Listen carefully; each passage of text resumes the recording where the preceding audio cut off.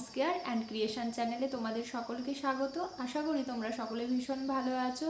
আজকে আমি কথা বলবো যে বাচ্চাদের ঠান্ডা লেগে থাকলে বা বুকে কফ জমে থাকলে কিভাবে ঘরোয়া পদ্ধতিতে তোমরা তোমাদের বাচ্চাদেরকে সুস্থ করে তুলতে পারো।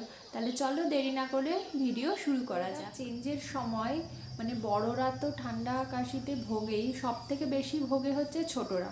ছোটদের খুব অল্পতেই ঠান্ডা কাশি লেগে যায়, আর দীর্ঘদিন ঠান্ডা লেগে থাকার ফলে তাদের কিন্তু বুকে কফ জমে যায়। অনেক সময় যখন বাচ্চা ঘুমাচ্ছে তখন একটা নাক ডাকার মতো ঘর ঘর ঘর ঘর আওয়াজ হচ্ছে, গলায় কখনো একটা আওয়াজ হচ্ছে, বাচ্চা ঠিকমতো খেতে পাচ্ছে না, ঠিকমতো ঘুমাতে পারছে না। তো সেই রকম পরিস্থিতিতে তোমরা কি করবে? তো সবার প্রথমে বলবো যে অয়েল ম্যাসাজের কথা। দেখো, আমি আমার বাচ্চাকে যেমন গোটা শীতকাল ধরে, শুধু শীতকালেই না, গরমকালেও যখন আমার বাচ্চার ঠান্ডা লেগে থাকে তখন কিন্তু আমি সবসময় আমার বাচ্চাকে সর্ষের তেল দিয়ে অয়েল ম্যাসাজ করি। এবার অনেক সময় কি হয়, অনেক বাচ্চাদের সর্ষের তেল অ্যালার্জি হয়ে থাকে, তো তারা অন্য যে কোনো তেল ব্যবহার করতে পারে, কিন্তু সর্ষের তেল দিয়ে মালিশ করলে বেশি ভালো হয়। তো সর্ষের তেল দিয়ে তুমি যদি ডেলি তোমার বাচ্চাকে অয়েল ম্যাসাজ করো তাহলে কিন্তু বাচ্চার খুব কম ঠান্ডা লাগবে।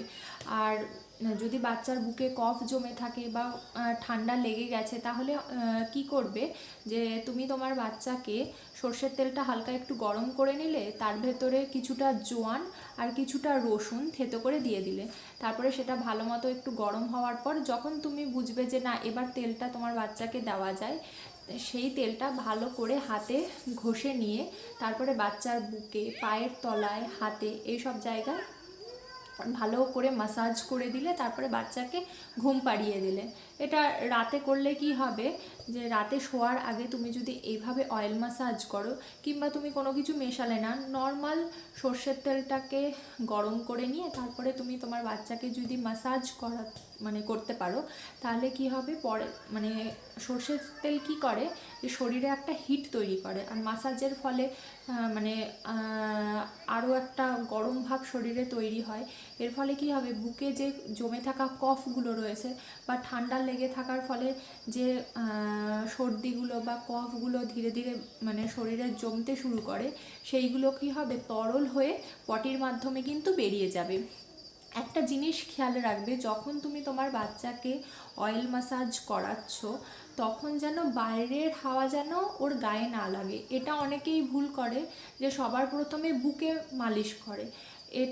এটা চেষ্টা করবে যে সবার প্রথমে বুকে না, প্রথমে পায়ে ভালো করে অয়েল ম্যাসাজ করলে, তারপরে হাতে করলে, তারপরে পিঠে করলে, সবার পরে কিন্তু বুকে করবে। কারণ কি হচ্ছে, তুমি যখন অয়েল ম্যাসাজ করছো তখন বডিতে কিন্তু একটা হিট তৈরি হয়। এবার বাইরের থেকে যখন ঠান্ডা হাওয়াটা তার গায়ে লাগছে, এক্ষেত্রে কিন্তু একটা উল্টো রিয়াকশান হতে পারে। তো সবসময় চেষ্টা করবে যে বুকে যাতে সবার পরে তুমি অয়েল ম্যাসাজ করতে পারো। আবার অনেকে কি করে, যে বাচ্চাকে রোদে রেখে তেল মালিশ করায়। তুমি যদি তোমার বাচ্চাকে রোদে রেখে তেল মালিশ করো, তাহলে কি করবে, যেহেতু রোদের আলোটা, সূর্যের আলোটা তার গায়ে লাগছে, আবার তুমি অয়েল ম্যাসাজ করছো, এর ফলে কি হবে, তার শরীরটা কিন্তু গরম থাকবে। তো তাকে ভালো করে তেল মালিশ করানোর পর তুমি ঘরে নিয়ে আসলে, ঘরে নিয়ে আসার পর যখন দেখবে যে তার শরীরটা নর্মাল টেম্পারেচারে চলে এসেছে, তারপরে কিন্তু তুমি তোমার বাচ্চাকে স্নান করাবে। কারণ দেখো, যখন তুমি তেল মালিশ করছো রোদে রেখে, তখন তার শরীরটা গরম থাকছে। এবার সেখানে যদি তুমি ঠান্ডা জল ঢালো, তাহলে কিন্তু তার ঠান্ডাটা বেড়ে যেতে পারে বা তার ঠান্ডা লেগে যেতে পারে। তাহলে এইটা সব সময় কিন্তু চেষ্টা করবে। তারপরে বলবো যে ডেলি তুমি তোমার বাচ্চাকে স্নান করাও।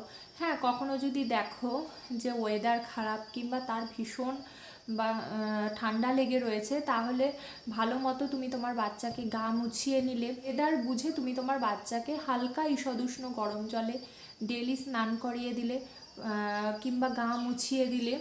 তারপরে বলবো স্টিমার বা ভেপোরাইজারের কথা।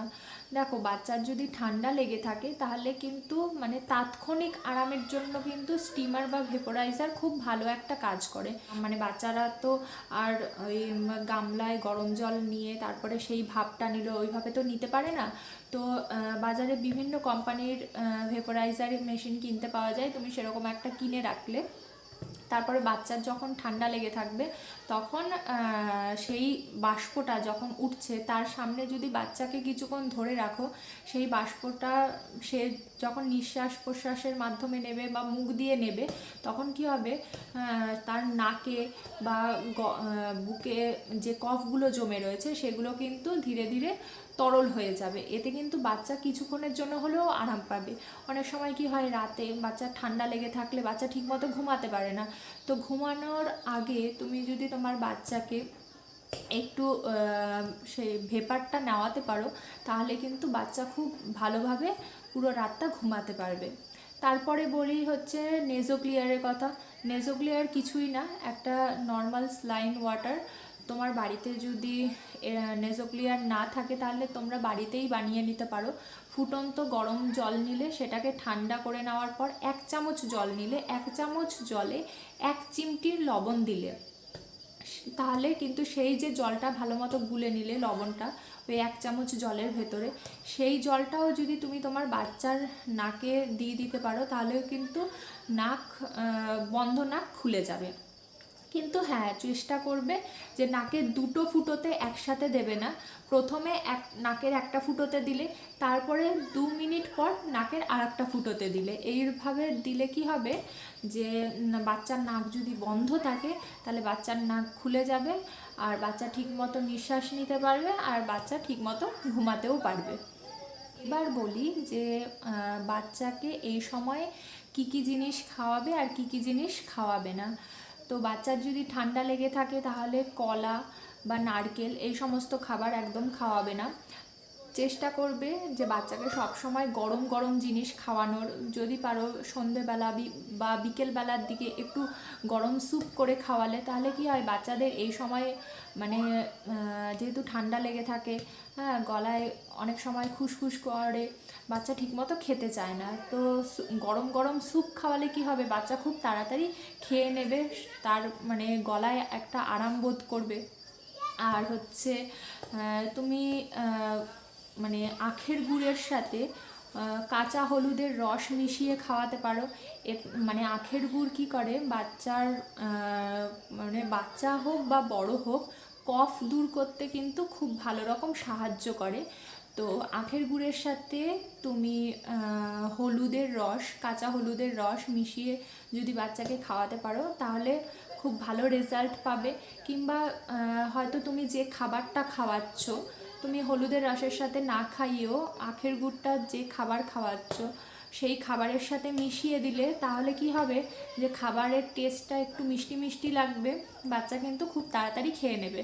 আর যেহেতু খাবারের মধ্যে আখের গুড়টা মেশানো রয়েছে, এতে কিন্তু বাচ্চার শরীর থেকে কফ দূর করতে কিন্তু খুব ভালো রকম সাহায্য করবে।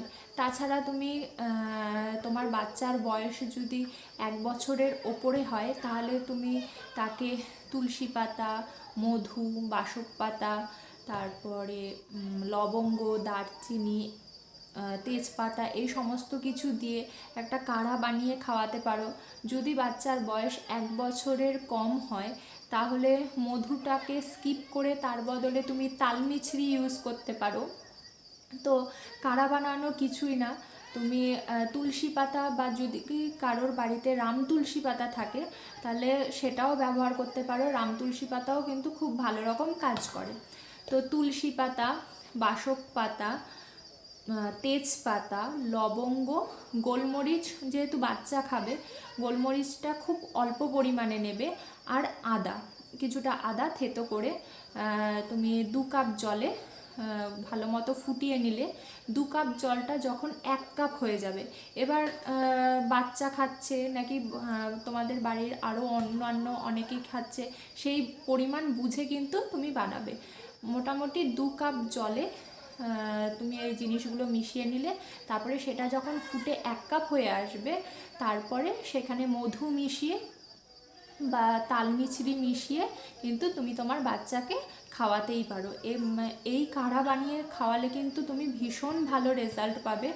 আর আরেকটা জিনিস বলি, এই সমস্ত হোম রেমিডিস কি হয় যে যখন বাচ্চার ঠান্ডা লাগা শুরু হচ্ছে সেই সময় থেকে যদি তুমি শুরু করতে পারো তাহলে কিন্তু খুব ভালো রকম কাজ করে।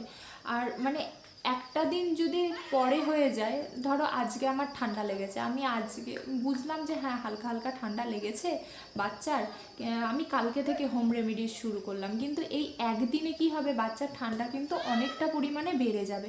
তাই চেষ্টা করবে যে যখন থেকে তুমি বুঝবে যে হ্যাঁ আজকে থেকে বাচ্চার ঠান্ডা লেগেছে, সেই দিন থেকেই কিন্তু তুমি হোম রেমিডিসগুলো শুরু করে দিতে পারো। মানে হোম রেমিডিস বলতে এই একটু স্যুপ খাওয়ালে, একটু তুলসী পাতার রস মধুর সাথে মিশিয়ে খাওয়ালে, বা মিছরির সাথে মিশিয়ে খাওয়ালে, বা কাঢ়া বানিয়ে খাওয়ালে, এই সমস্ত জিনিসগুলো কিন্তু সেই দিন থেকেই শুরু করে দেবে। তাহলে কি হবে, তার যে ঠান্ডা লাগা বা বুকে কফ জমে যাওয়া, দীর্ঘদিন ঠান্ডা লেগে থাকার ফলে বুকে কফ জমে যাচ্ছে, বাচ্চা ঠিকমতো ঘুমাতে পারছে না, একটা ঘর ঘর আওয়াজ হচ্ছে, ঠিকমতো নিঃশ্বাস নিতে পারছে না, সেইগুলো কিন্তু হবে না।